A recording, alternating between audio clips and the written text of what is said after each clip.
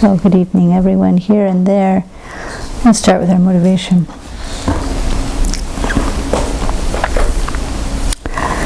In one of the teachings on this chapter 8 that we're going to review tonight, Venerable Chidran brings to mind something that's really worth considering.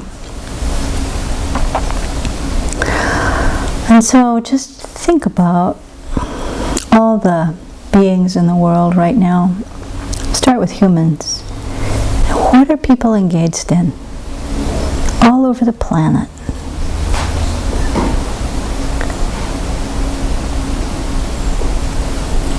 Depending on the time zone, there are people going to work, coming home, making lunch, making dinner, eating breakfast, being with their families, doing tasks, doing hobbies, just doing.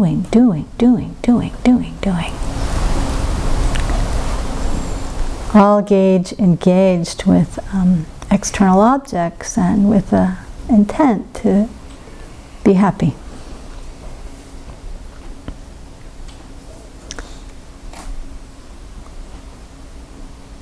Either that or getting away from something that's uncomfortable and trying to relieve their suffering.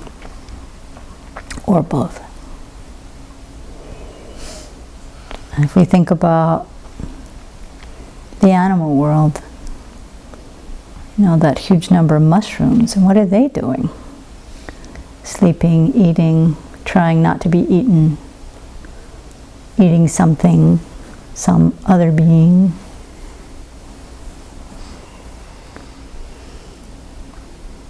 Having babies, running away from fear,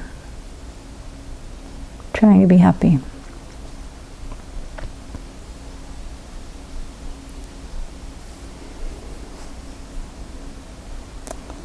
And if we go even further and think about the hungry ghost realm and know that whatever is happening for any being born in that realm right now, they're all striving for a relief to that craving, a relief to that hunger and thirst.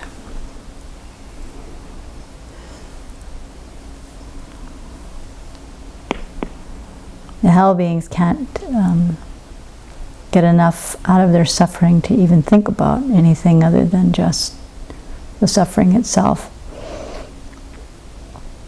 And the God realm beings, totally blissed out.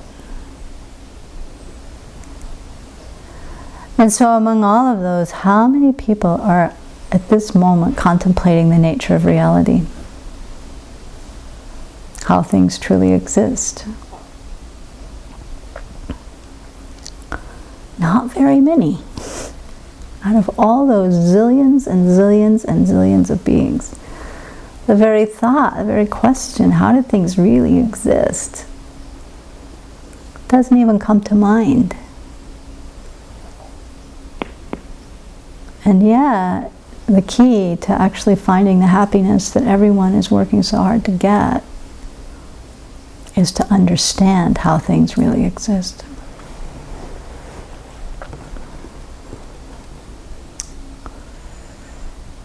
So we can look at this opportunity that we have right this very minute to think about that question.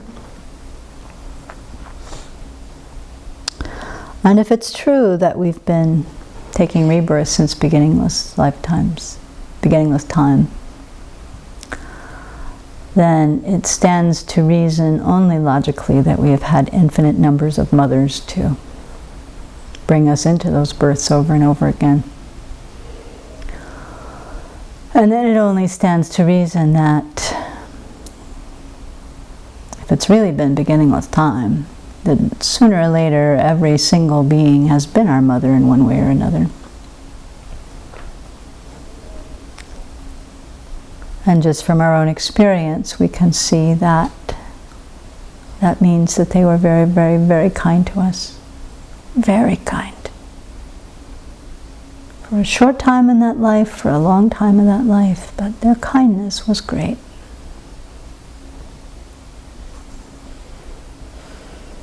So with just these two lines of reasoning to think, wow, to have the opportunity to even question what the nature of reality is, to to have the opportunity to look at what are the causes of genuine happiness that will last. That is so rare, and we have it right now. And all of these beings who have been so kind right now do not. So wishing for them to have the happiness they want, wishing ourselves to have the happiness we want, we can make a commitment that this time together of exploring this chapter of Aryadeva will plant the seeds that will ripen in us really understanding the nature of reality. Not just understanding it, but also developing a compassion so great that we can't bear to not share that understanding with every living being. And in that way make a commitment to become a perfect Buddha in order to help every being realize their potential, realize the happiness they seek in a way that will last, in a way that will bring them to complete awakening too.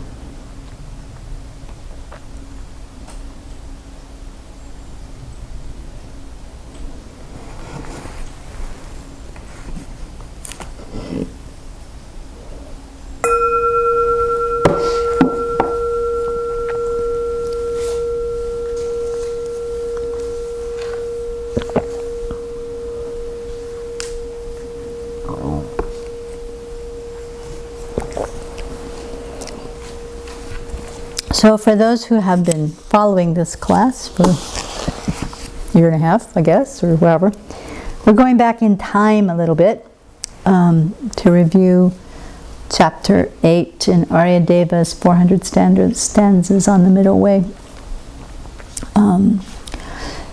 Venerable children taught on chapter 8 for a long time. It began in November, this chapter, and I think it ended in March. I actually didn't get to the end of it, but it was a long time. There's a lot of stuff here. And it comes in the context of course, all the preceding chapters. So, for the last few months, we've been very much into the wisdom side of the path. But this chapter 8 is the last of the method chapters that help prepare us for the wisdom teachings that we've been getting. So I thought it'd be good to kind of review where this chapter fits in the whole scheme of things and try to remind us of that. Also, just to say, Venerable taught on these first 3 verses 3 different times, extensively 3 different times, and then reviewed them at least once and maybe a 4th time. By the time I was getting all these notes together, I'm not sure. So preparing was as much about trying to edit,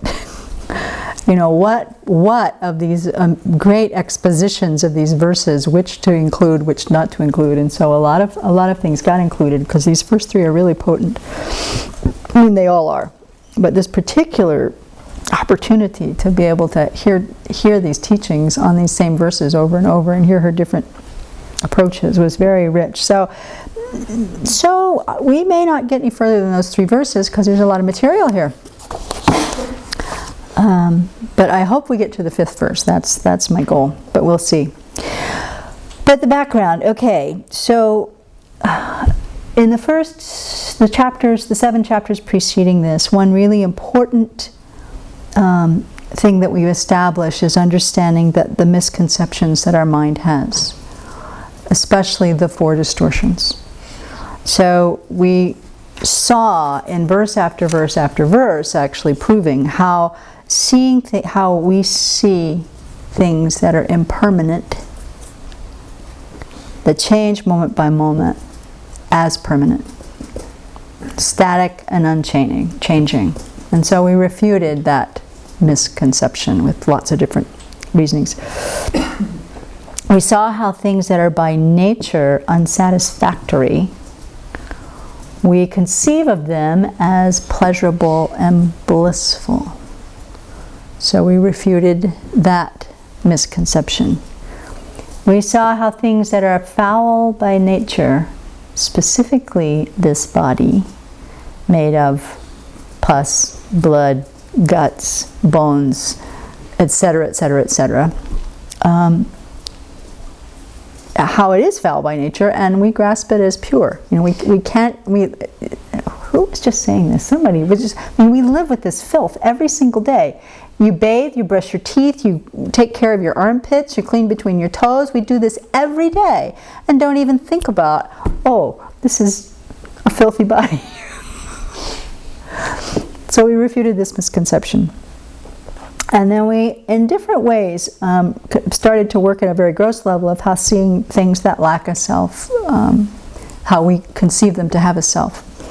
And so we started refuting that in some ways too. So we've been through chapters that talk about the path, that talk about what Buddha is, that talk about kind of how bodhisattvas practice, how to subdue the afflictions by applying different kind of antidotes. And so then this chapter is the last one that prepares our minds before Aryadeva, really gets into the nitty-gritty of the nature of reality and all the ways that we can cultivate wisdom. So where we left off at chapter 7, which Venerable Samten did a review on, it was the last review chapter that we did. She had 2 sessions on this, to show the way to give up clinging to objects of enjoyment which humans desire. Right? Does this ring a bell? So the conclusion of that was 4 big points. We're unhappy because we're grasping at sense objects, which is what all those humans, animals, every other realm is doing all the time. We're grasping at sense objects. Our enthrallment with these objects is not superficial. It's fundamental to us as beings in the desire realm. I mean, we compulsively, innately do it. You don't have to have a human intelligence to be grasping at the happiness of sense, from sense objects, right? So we must repeatedly reflect on the true nature of sense objects and their inability to provide happiness. That's one of the conclusions of that chapter. And that will decrease our attachment. Being less attached means we have more freedom, because when we have less attachment, we're not so easily manipulated. People can throw out hooks, but we don't bite them because we're not looking for samsaric happiness anymore. Okay. Third kind of conclusion from that chapter: the more intense our grasping, the greater our anxiety. The more vulnerable we are to frustration and manipulation and so forth. Right? We want it so badly. We want it so badly. The badder we want it, which it's not going, and it's not going to deliver what we want, the more disappointed, the more upset, the more frustrated, the more anxious we're going to be. And despite repeated disappointments, we continue to pursue elusive pleasure that external and internal objects seem to promise. We are hooked by the allure. When we see this in ourselves, we determine to get out of samsara. When we see this in others, we develop compassion and want them to become fully enlightened Buddhas too. So we have to become Buddhas to lead them to that state. So that brings us to here, chapter 8. Showing the methods of fully training the student's mind stream, making it receptive to the development of spiritual paths. So ripening our minds to be able to really cultivate the wisdoms in our minds that are necessary to progress here. So in this first part, Aryadeva is talking a lot about how afflictions can be eliminated, which is an extremely important topic. Very, very, very important topic. If we don't believe our afflictions can be eliminated, then we won't try to eliminate them or even subdue them. This is like critical. If we think our anger and our greed and our insecurity and our jealousy and all of that stuff are inherent parts of us, that these are qualities that we'll always have, that they'll always be there, that they're the very nature of our mind, we can't do anything about it, then we will not try to get rid of them. And then we'll also have a very pessimistic view about life, I think. You know, or kind of a victim-y view about life. You know, I'm tortured by my own mental afflictions my entire life. There's nothing I can do, right? And so if we have that kind of mind, then we reach for something to medicate the pain. Easily, naturally. Who wouldn't? Anybody would. So it's very important that we cultivate this understanding that the afflictions can be eliminated, and that it's based on sound reasoning, that we really get it. Venerable said when we have these same feelings, that when we have some feeling that these can be eliminated, then we have a whole different perspective on life. We realize that our faults and mental dramas are not who we are. We learn to see that faults are like an overlay on the nature on mind, right? That they haven't penetrated the nature of mind, so they can be eliminated. So Aryadeva starts by looking specifically at how it is that afflictions can be abandoned. So our commentator, Joe Blow,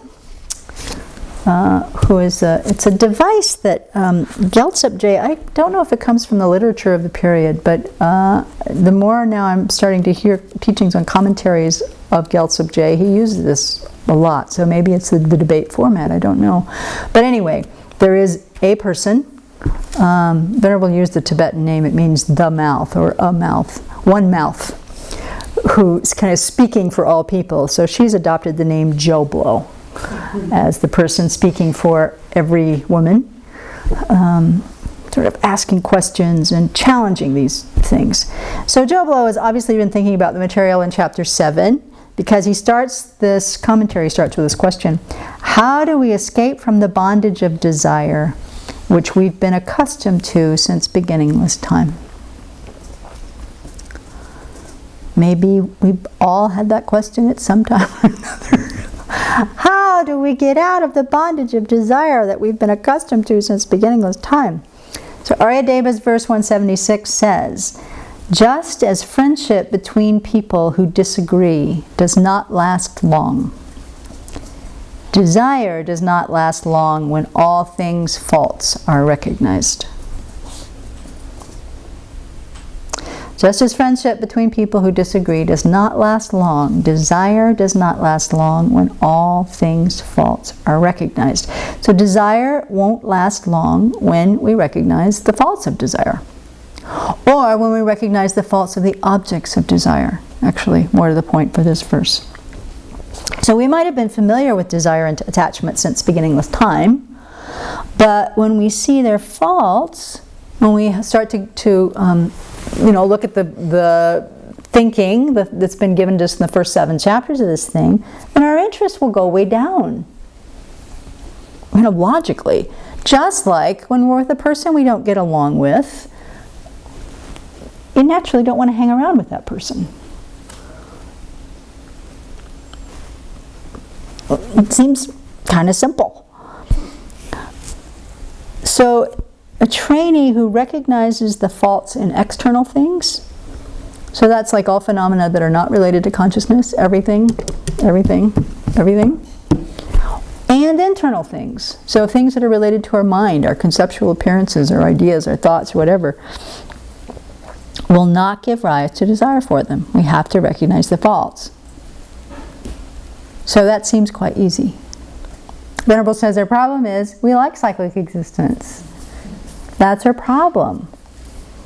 And when we see the faults of samsara, even we start doing this meditation and start to see, oh, yeah, things are impermanent, and so, they don't satisfy in that way. Yes, indeed, things that are in the very that I think are so beautiful are really in the nature of unsatisfactoriness. So no, they're not so very satisfactory, or things that appear to be pure to my mind are actually quite foul, and things that I think have an intrinsic nature actually don't.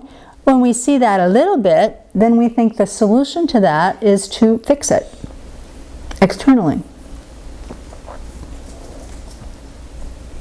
To fix cyclic existence so that we get better at getting what we want. And this is, how she uses that term. We want to tweak our samsara. This is it. So, okay, it's not so satisfactory. Let's make it better. So it's like we're always drawn to these external things, drawn outwards. So from the moment we wake up in the morning, it's true. We're planning how to get a little pleasure. Do I have time to get a cup of tea in before the gong rings? Is there still honey over there in that room? Oh, my back hurts. Can I get something to relieve the pain of the back before I actually have to get up and go over there? Now, is it too cold? Do I need to put on a coat? Do I need to put on a sweater? Is it too hot? I've been sweating all night. What will people think of me if I decide not to come? Will they criticize me? Or constantly, that's what's going on in our head. So with this outward focus, we're totally obsessed with fixing things to get the pleasure we want. True? I think true. True. Venerable uses this wonderful merry-go-round analogy when she was talking about this on one of the sessions, that we've been riding around this horsey for a very, very long time, up and down, and the music was kind of nice at the beginning, but now it's getting a little bit repetitive, and we're starting to get a tummy ache. But we don't think about getting off the merry-go-round. We think it's the horsey's problem. So, but there's a cute little giraffe over there. Let's go get on the giraffe. I'll be a lot happier if I go sit on that giraffe. Round and around, up and down, round and around, still feeling sick. Oh, that didn't work. Well, what about the pig? The pig is super cute. I'm going to go sit on that little pig and ride around for a while. Never thinking that we could get off. Doesn't occur to us. When we seek a samsaric remedy to a problem that has no samsaric solution, it leads to all addictions, she said. When we seek a samsaric remedy to a problem that has no samsaric solution, it leads to all addictions. It's like the grasping is so great, and all we can find is more grasping or another object to grasp at. That can only feed our addiction. We're in the desire realm, transfixed by sense objects. When we can investigate the faults of this kind of attachment, our interest goes down. So that's how we refute it. But it means serious investigation. It's not just like superficial, oh yeah, now I know the 4 distortions. I get it. So somebody who's done serious meditations on the last 7 chapters is not going to be friends with desire. Is not going to get hooked by desire anymore. That craving comes up and you know it's false. The object it's seeking is absolutely not going to satisfy it, and so the desire doesn't come up.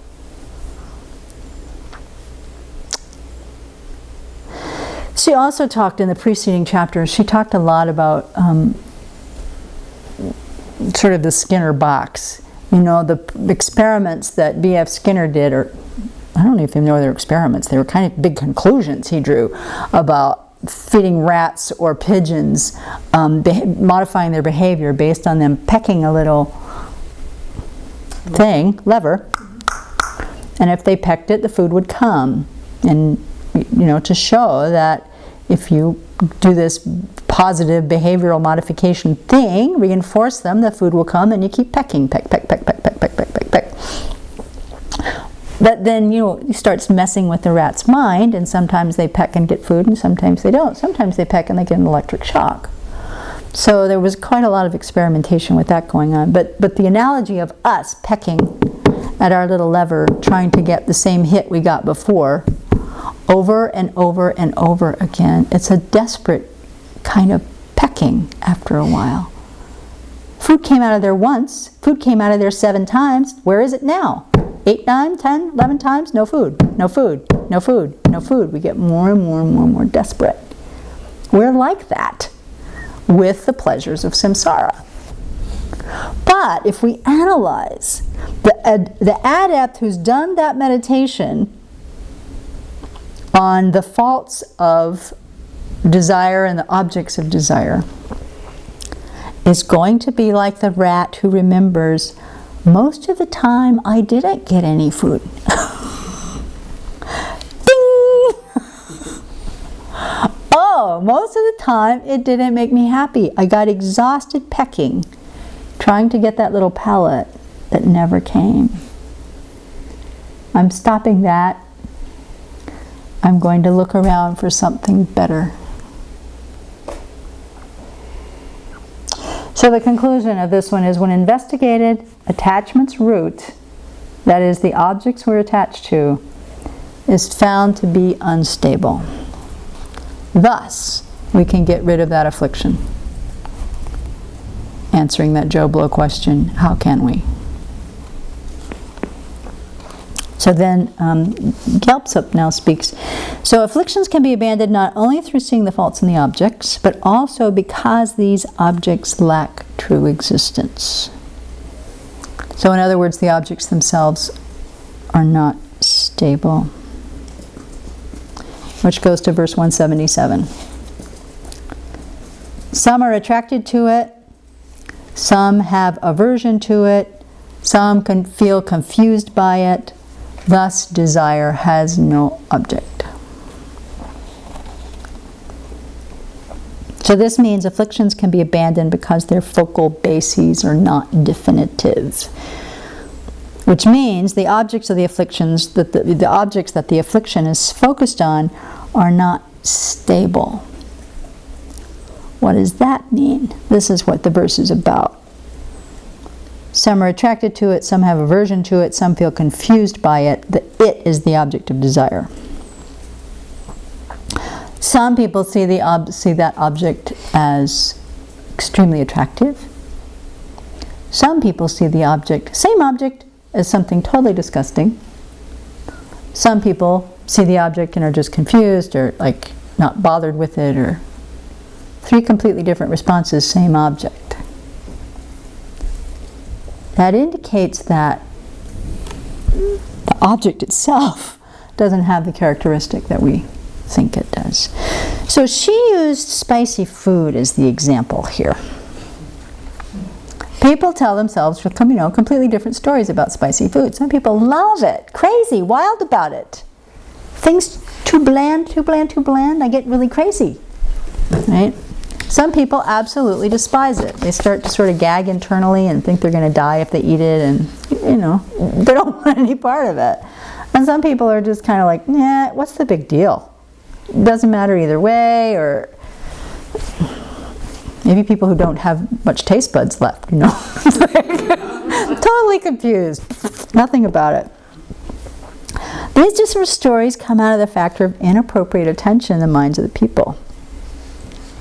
That's where they really come from.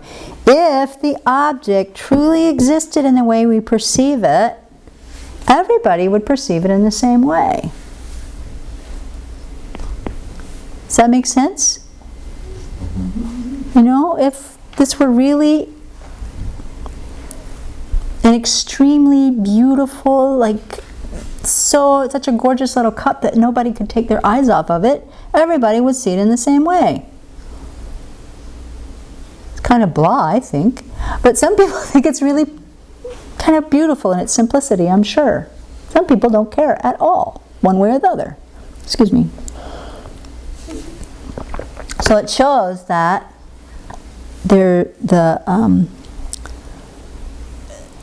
object itself doesn't contain these things. They come from the mind of the beholder. So the focal object, so the object of the mind, or the observed object, the object of observation, is not stable. It's only imputed by conceptuality, the object itself and the qualities. Therefore, from the point of view of the basis, the object, the affliction can be eliminated. Why? Change the way the inappropriate attention is beholding the object, or get rid of the inappropriate attention altogether, and the affliction disappears. Does that make sense? When you change the story about something, you see that the value of it is completely imputed.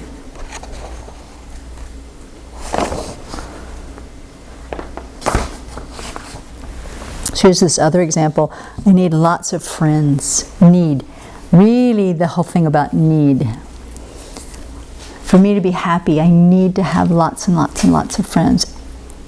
You know, that assumption, that need, is a requirement for fulfillment as a human being. But other people don't have that as a need. You know, other people might just want to be really private. Have one or two friends, maybe not have friends at all. And then again, the third person may just have, not care one way or the other. The need does not have the, doesn't exist truly. Doesn't exist truly. Or she says, think of someone you're really attracted to. This one's easy. 3 different reactions. This person that you think is absolutely beautiful, magnificent, like you can't bear to be apart from, somebody else can't bear to be with. It's true. And then somebody else just thinks nothing. No reaction, aversion, no particular attraction, just You might be confused about why you're so excited. But no reaction. So she said, when a romantic relationship ends and we wail, I can't live without them, you just need to think for a second that the whole world has lived without them just fine. All of this time. All of this time. So we don't see that things don't exist from their own side as desirable or undesirable. But we can.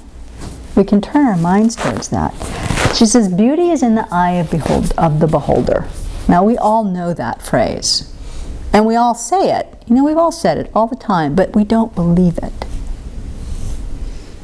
We might believe it for somebody else, but when it's our thing, our person, our beloved cup, our beloved apple pie, whatever it is that we're clinging to bring us happiness, we don't remember at all that attractiveness is in the eye of this one.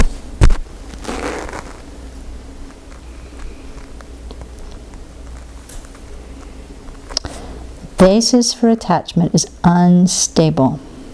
These objects do not always give us pleasure.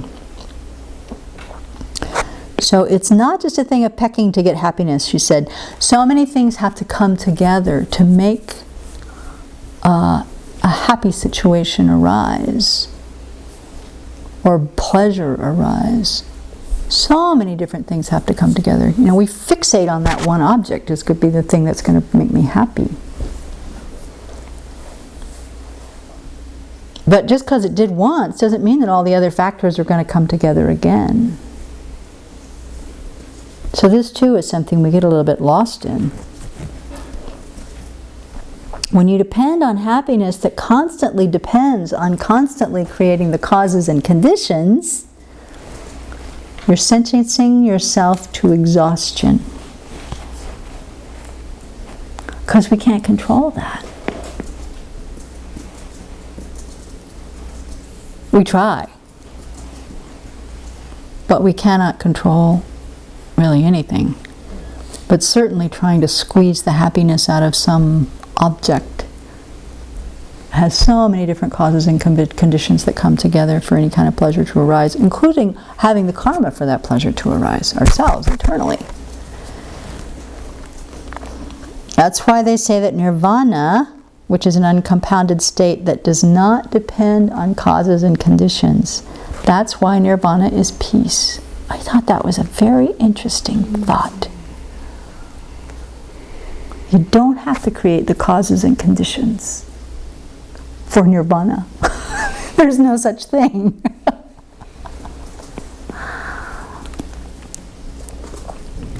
From our point of view, each of us, we think that what we see is how it is objectively out there. But if things existed like that from their own side, they would provoke only one unified response. Right? But they don't. If things existed like we think they do from their own side out there, intrinsically pleasurable or intrinsically disgusting, then everybody would see it the same way. One unified response. She also had, this was during the Nune time, talking a little bit about how inappropriate attention creates the difficulty. And so Nune is a practice where you for a period of time you do a 24 hours, I think, you're fasting completely. No food, no water, no speaking. And you're also doing recitations and prostrations. So it's, it's physical, but you're not getting any of those things. So the mind approaching that with some little apprehension, if not trepidation, how am I going to do, how hungry am I going to be? But then afterwards, in fact, this was your example that you brought up, afterwards, it's like, no big deal. It was no big deal. But all of that anticipation about, how is this going to be, and how difficult it's going to be, and la la la la la, totally comes from our own mind. So for that reason, afflictions are not stable. The afflictions themselves are not stable.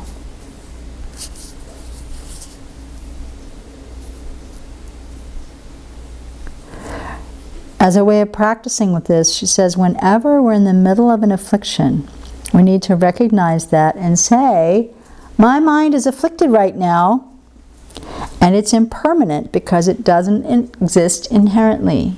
My mind can change. We never do that, do we? Maybe sometimes, but I don't ever. My mind is afflicted right now. It's hard enough to get to that. My mind is afflicted right now. Okay, I'm in an affliction. So what? Yes? But, okay, next up. My mind is afflicted right now, and although it seems like it's going to last forever, it is not. It is temporary. It is transient. It is impermanent. It will pass.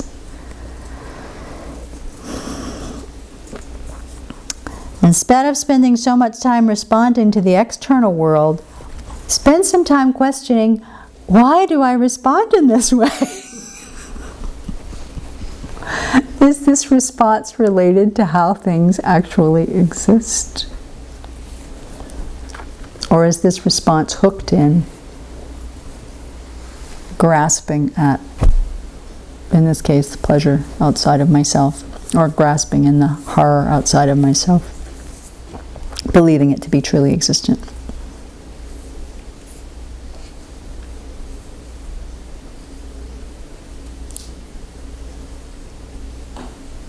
Okay, so that's the main point. The afflictions are not inherently existent. If they were, everyone would have the same feeling in response to an object, and they don't. Okay, clear? Point. Okay, next point. So afflictions can be abandoned not only because their objects don't truly exist. Afflictions can be abandoned also because their causes aren't truly existent. So that takes us to verse 178. And this one goes on for a long time.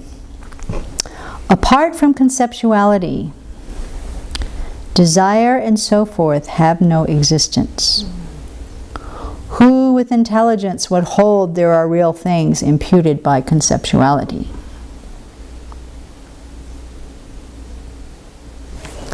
Did I erase that? I may have. Jangse Chögyam Rinpoche actually taught on this verse. This verse is included in Gyaltsep's commentary to Precious Garland, but I took it out because there was a different translation. But basically the way John translated it was something like, apart from thought, desire has no existence. Who with a mind would believe that? Who would, with a mind would believe that these things that are imputed would exist? I thought it was funny. So here we're talking about the cause of afflictions are said to be conceptualizations. In particular, the inappropriate attention. So we'll get into what that is. Gyaltsep says afflictions can't be found apart from the conceptualizations of inappropriate attention or apart from the imputation by conceptuality. That is, for example, giving a name to the object just as a snake is imputed to a coiled rope. So, first part, afflictions can't be found apart from the conceptualizations of inappropriate attention. So, from our study of low rig last year, there's this one mental factor that is attention. And attention functions to direct the primary mind and the mental factors that it's associated with to the object and to apprehend the object. Sthirmati talks about this mental factor as a shaping of consciousness. I think this is useful. Setting the mind in motion. It is that entity whose presence causes the mind to flow toward an object like the movement of an iron filings that is caused by a magnet.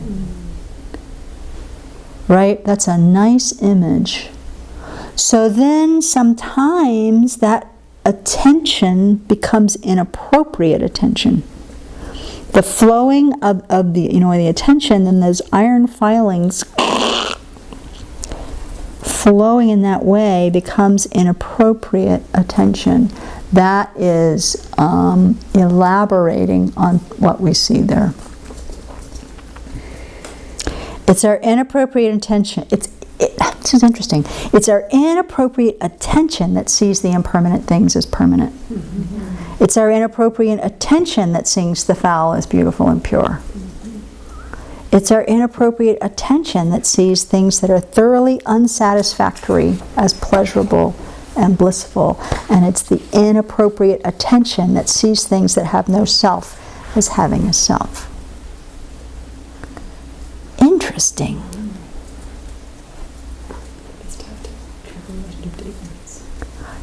Yeah, it is ignorance. Inappropriate attention is conceptuality at its worst. It's making up things that don't exist and believing that they do exist. And this is exactly what our mind is doing so often, and we have no clue. Instead, we totally believe that how things appear to our mind is how they actually exist.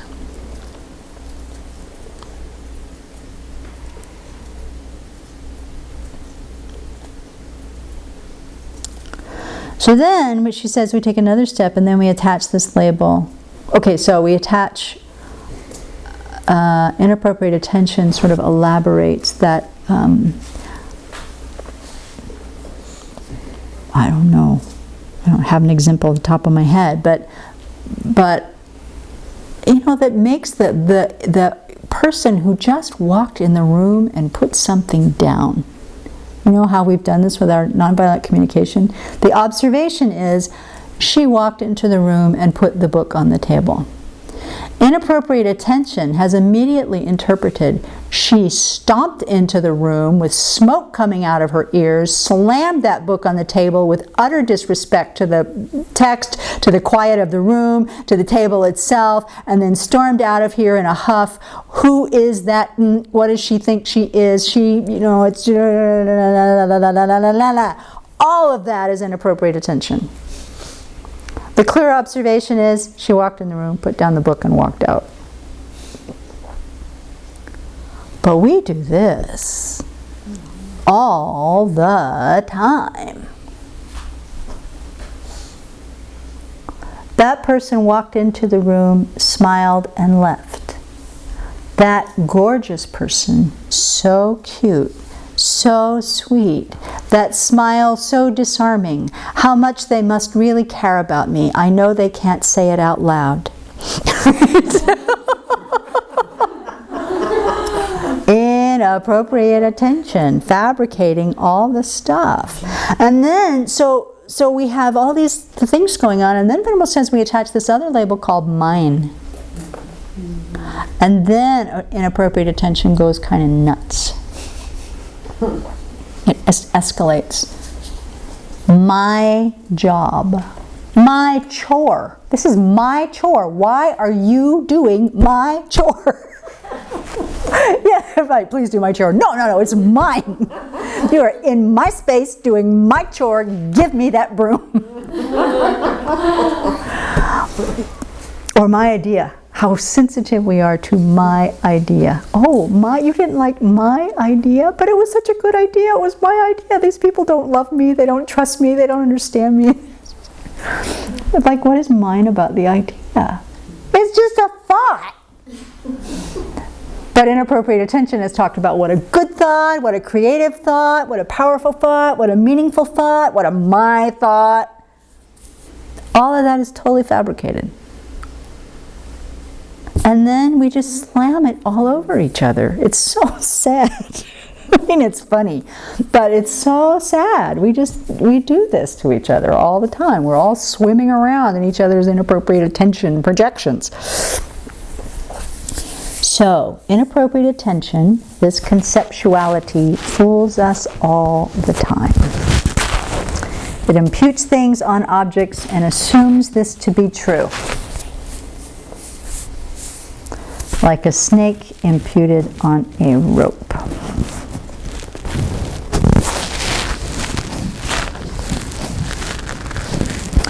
Okay, we'll do the second part and then we'll come back to the rope and snake. So the second part of the verse that says, afflictions can't be found apart from the conceptualization of inappropriate attention, which we've just talked about, or apart from the imputation by conceptuality. Which means imputing this as a certain object that has certain qualities that I need to relate to in a certain way. So there's the inappropriate attention part, and then there's just the things existing in terms of by means of term and concept, or name and label. That's also conceptuality. It's a different kind. So this verse is talking about two different kinds of conceptuality. The existence of the affliction and the existence of the object are both dependent and reliant. Neither exist from their own side. If they did, going back to the original verse, then someone with intelligence wouldn't hold that it is imputed by conceptuality, because being imputed by conceptuality is the opposite of existing from its own side. Right? But it doesn't. So someone with intelligence, someone with a mind, holds that it is existent by conceptuality. Okay, so there's this famous example of the rope and the snake, which I'm really quite fascinated with. But this is how I found this kind of a resolution with this. Do I have time? Yeah. So Rinpoche says, if you approach a dark room and you see something coiled that looks to you exactly like a snake, then from thinking snake, you are terrified. You believe it completely. You apprehend the rope as if it were an actual snake. But based on a coiled rope, you have imagined there's a snake. You have attributed that identity to the rope.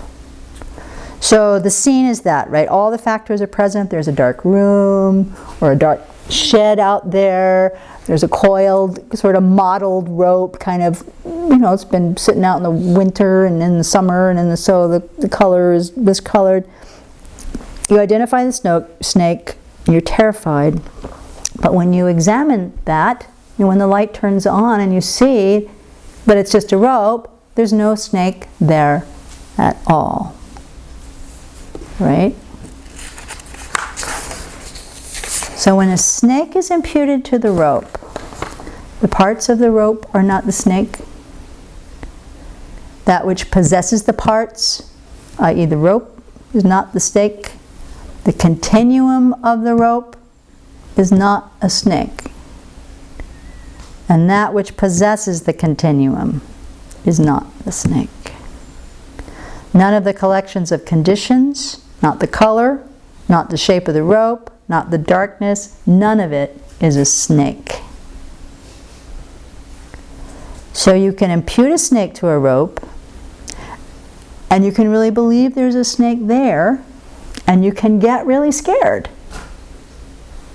But there's absolutely nothing there that is a snake.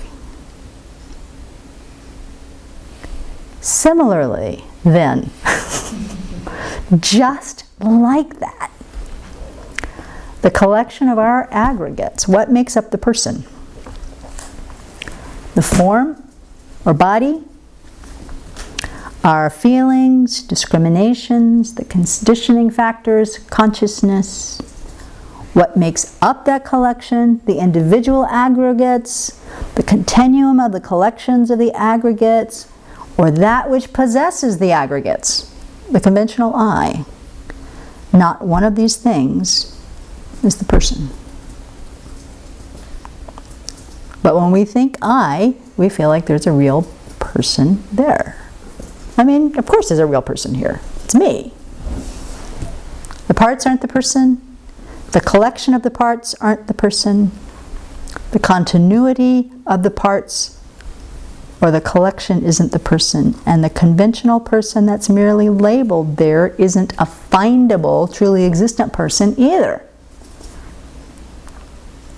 Why? Because the person exists dependently.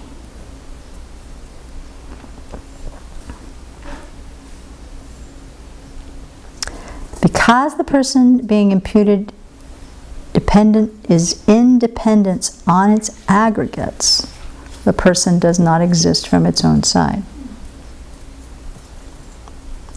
And this is the same for all phenomena, including the affliction itself. Including the affliction itself does not exist from its own side. So even a beautiful thing we're attached to, the thing doesn't exist from its own side as a beautiful thing, and our attachment to that beauty also does not exist inherently. Doesn't truly exist. But we relate to our anger or our lust or our jealousy as though it were truly existent. What does that mean? It means we relate to it as though this is who I am. This is even mine. This is a part of me. But it just arises dependently on all these causes and conditions, just like everything else. Anger is simply what we label on different moments of mind that have some related qualities. Anger is what we label upon different conceptual states of mind that have the similarity of arising on the inappropriate attention that exaggerates the faults of the object and is repelled. Okay, so we get this causal chain.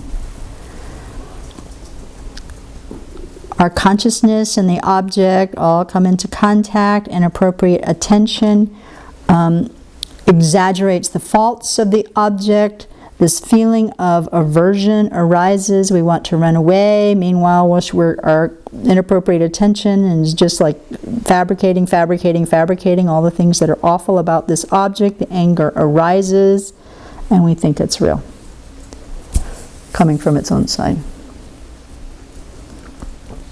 But it's not. And it's not a permanent, inseparable part of me.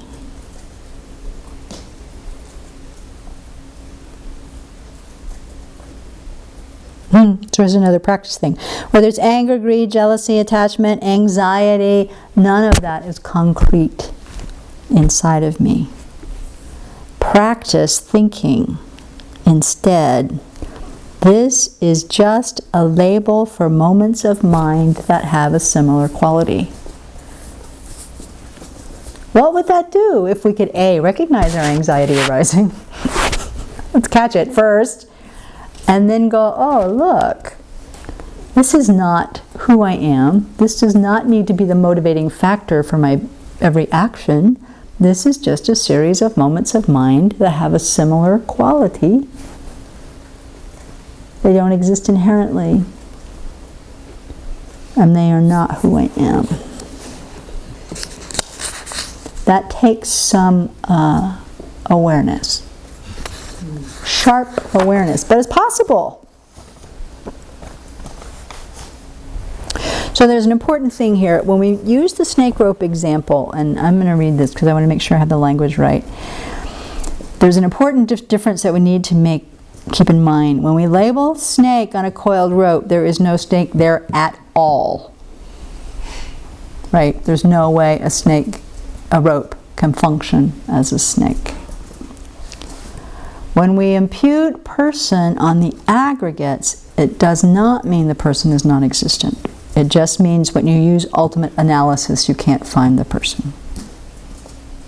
Okay? Here, imputing indicates the non-existence of the snake, but imputing person does not mean the person is non-existent. Why not? Because the aggregates function as person. Yeah, because the rope can't function as a snake. Or, as Geshe Jump Tech Truck said, I like this, because the conditions are not complete. To perform a function, dependently related conditions are necessary. So the conditions for that thing to function as a snake don't exist. There's no consciousness there to begin with, right? None of the conditions that create on a conventional level something that functions as a snake exist there. However, for the person, the conditions definitely are there for a conventional person to function, do what persons do. It's not saying that we don't exist, that that person doesn't exist. But when we look with ultimate analysis, we cannot find a thing that is the person and put a ring around it and say it's that and grab onto it. So again, Rinpoche says the process of designation, though, this is the point of this story, which is I've been trying to get at for years. The process of designation, the mental fabrication to each of these objects is the same. That's important. The process of designation, the mental fabrication is the same. But when you imagine the snake on a rope, the snake is purely fictitious. When you designate I on the aggregates, the conventional I does exist.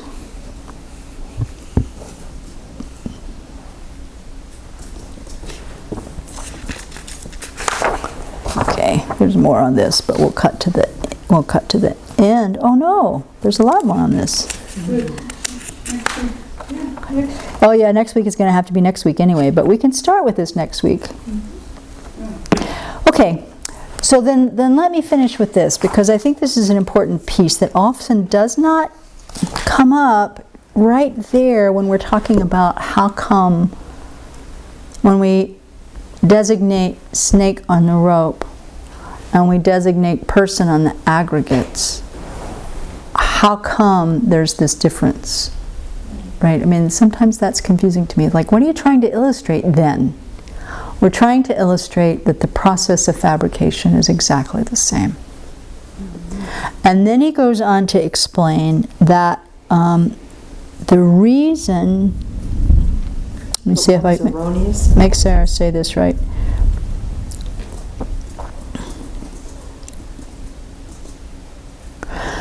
The I that we mentally create and designate through the force of term and concept, name and label, is validly established.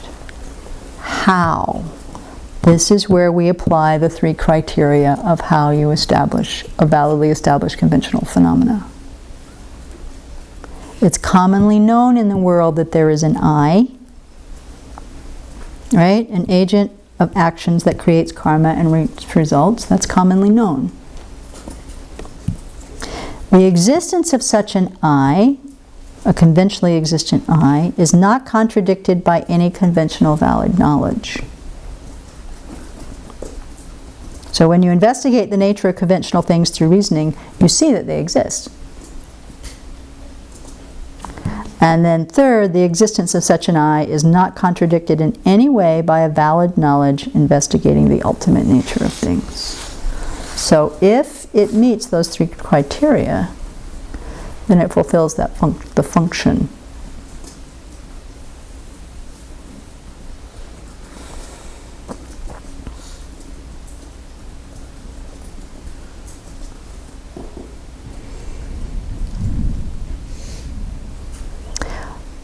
Lama Tsongkhapa and Lama Chenmo, of course, says the same thing in a slightly clearer way, but one of the things that he talks about, if it is known that this first one, like that's known to the world, is simply called mundane knowledge, right? It occurs in all persons without any philosophical training. It's known in the world. I think it's guys, how does the farmer know about potatoes? It's this knowledge that's just known in the world. That's totally a valid cognition in this system.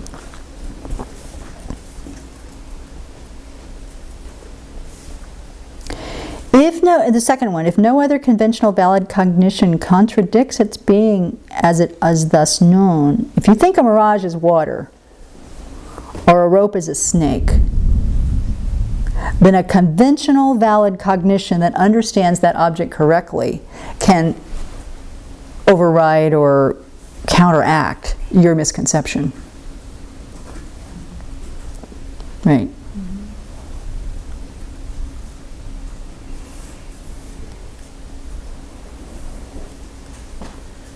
And the third one, if the reasoning that accurately analyzes reality does not contradict this.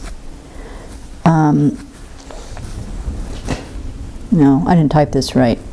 Basically, a reasoning that is analyzing whether something intrinsically exists or not will not counteract this. Why? Because it's not the purview of that reasoning analyzing the ultimate. Right?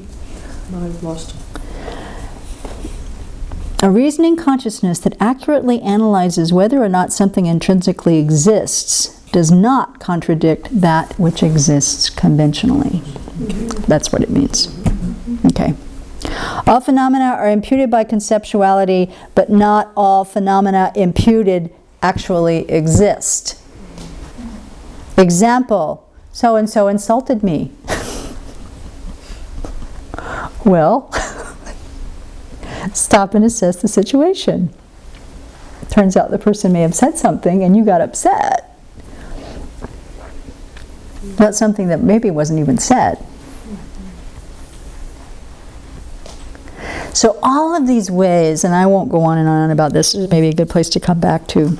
All of these ways there's 2 ways of looking at how conceptuality works here. That's the main point of all this. One is dependence on imputation by conceptuality, which is just depending on term and concept.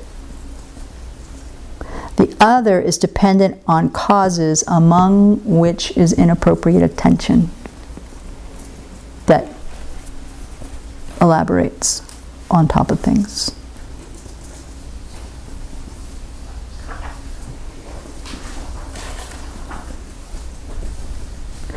Yeah, then he brings then this verse by Nagarjuna, which has a whole other expansion on this theme. So maybe we'll start with that next week. Go from there.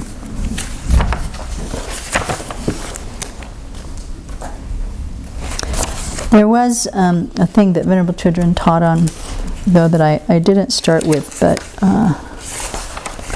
oh gosh, did I lose it? It was a very important thing where she was talking about how learning Dharma is really different from learning anything else we've ever learned. That, whether it's a mundane thing or whether it's a more advanced education, we're still kind of taught to try to listen, understand on the first pass, make our notes, being able to give back what we've just heard, and then shine it on and go on to the next topic, right? But that Dharma needs to be heard again, and we start just by getting the vocabulary. We have to get the vocabulary and begin to understand what those words mean, and then if we begin to understand what those words mean, then we begin to get the concepts a little bit, and then we can start to think about the concepts a little bit, and then correct our thinking, and then, eventually we start to have some deeper understanding. I mean, obviously, I am simply reading all these notes. I have little glimmers of going, oh, that's what that means, but I can't speak it back out of my head. I aspire to that. It was on January 17th, she said that. Yeah, but so it's important to remember with this, and as we've been going forward into the wisdom chapters on this, that to hear it is so rare. Just to hear it, just to think about it, just to have a moment that says, wow, am I really making this thing up about that person? Am I really making this thing up about why my career is so important? Am I really making this all up about why this is so painful? It's unbelievable that we even have the opportunity to ask those kinds of questions and analyze. So whatever we get from this, whatever the understanding of the person trying to communicate, may it bring us an understanding, a very deep realization of what Aryadeva is trying to communicate to us, so that we can get off the merry-go-round, get off, and develop our compassion so that we really want to get everybody off and can. Okay, that's our dedication.